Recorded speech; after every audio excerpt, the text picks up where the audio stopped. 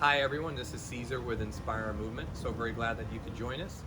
Today we continue with our segment Word of the Day. The day that we're exploring today is the word love.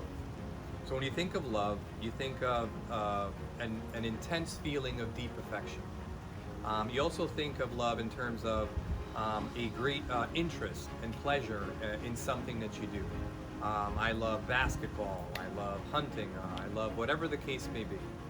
Um, so, definitionally, that's more or less what you would think of. In terms of some Greek terminology that I did a little bit of research on, that talked about the different realms of love.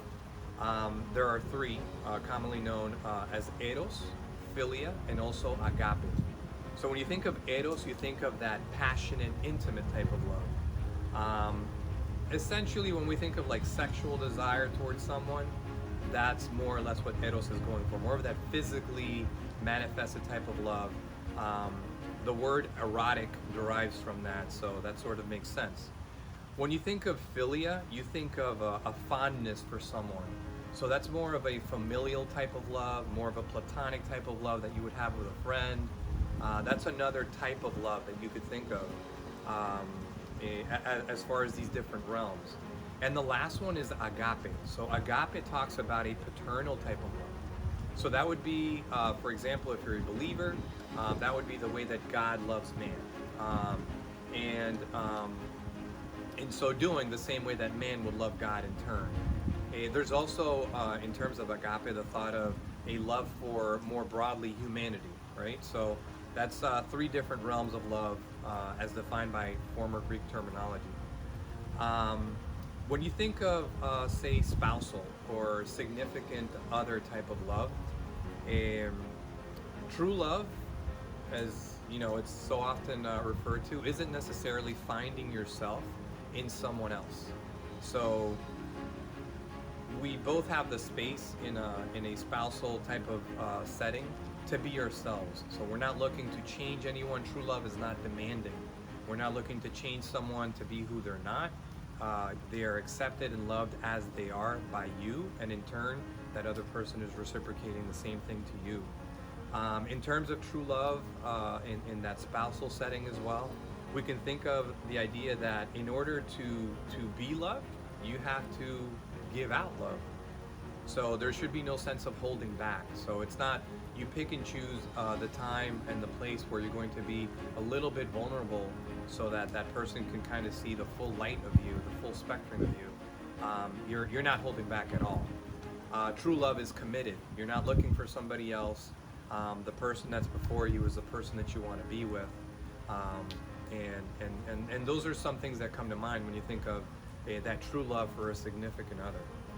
In terms of like health benefits to love, right? It's not this trivialized kind of you know hallmark type of word with no real meat to it. There are studies that show that, for example, when a baby has not been nurtured by mom, has not been cuddled or held, that very often that baby can experience developmental delays or even become ill.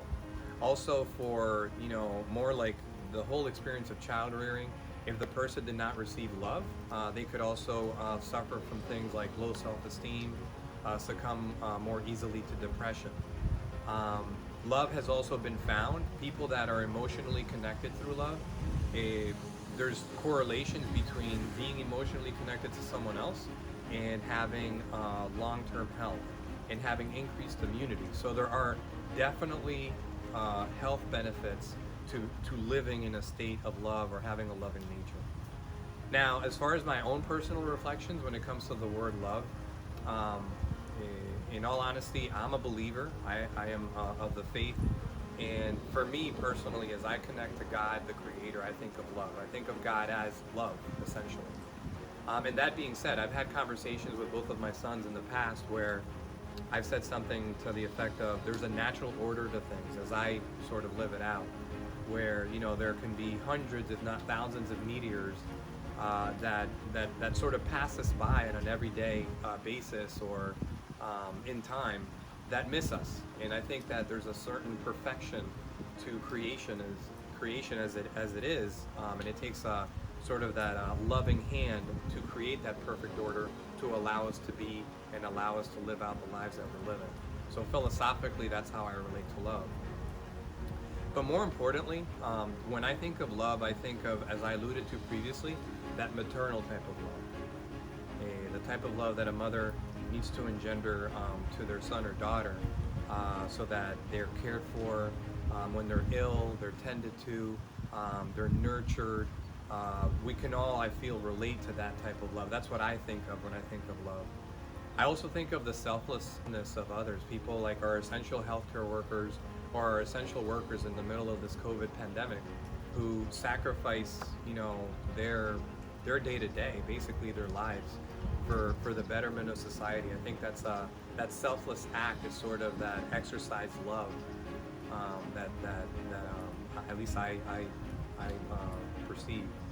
I also think of things like a spousal love, kind of like what we talked about, or maybe that love of a significant other, that sort of limitless, unadulterated type of love where you found that true friend and you don't really want to be with anybody else. It takes so much time and trust and effort.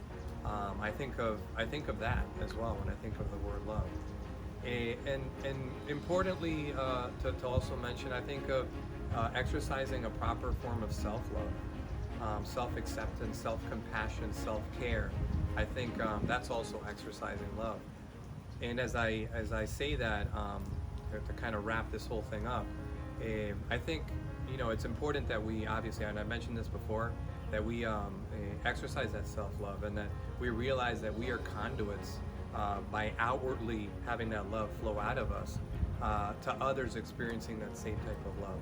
So for me, love manifests itself in everything that we do on an everyday basis, and it's almost all. You can see it in the sunsets and the sunrises, you can see it in beautiful landscapes, you can see it in horizons, you can experience it, you can feel it, you can see it. So to me, again, love is all. So hopefully you found these reflections of some value. It's always a great joy for me to share these things with you. I really hope that you can give us some commentary, some feedback, maybe some words that you want us to consider in the future. Just any thoughts, please reach out to us on Facebook. We're also obviously on Instagram. Look for the Inspire logo. And we do have, again, a YouTube channel that we would like for you to subscribe in. And we are currently booked for at least 1 or 2 more interviews that will be featured on our YouTube channel. We'll flag you those new interviews when they're set to come out on our Instagram profile as well as Facebook. So with that, I hope you guys have a blessed week and make the best of it, and I look forward to seeing you guys again soon.